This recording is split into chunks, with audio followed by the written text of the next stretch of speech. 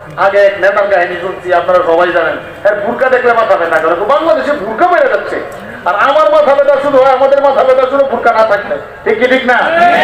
আমাদের আকাশ পাতাল ব্যস্ত যে বুরকা দেখলে আমাদের খুশি লাগে।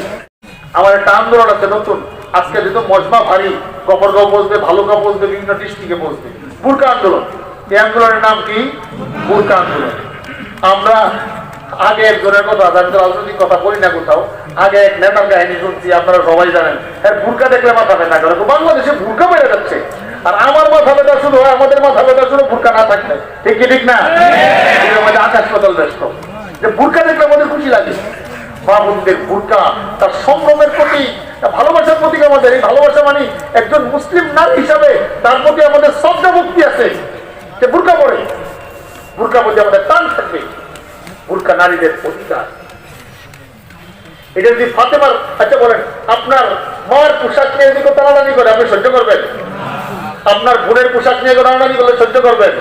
বুরকা নিয়ে যে টানাটানি করে, ফাতেমার পোশাক নিয়ে টানাটানি করতেছে, আমাদের উম্মুল মুমিনিন খাদিজা, আয়েশা, সৌদা, উম্মে সালমা, ওই সমস্ত আমাদের মাদের পোশাক নিয়ে টানাটানি করতেছে।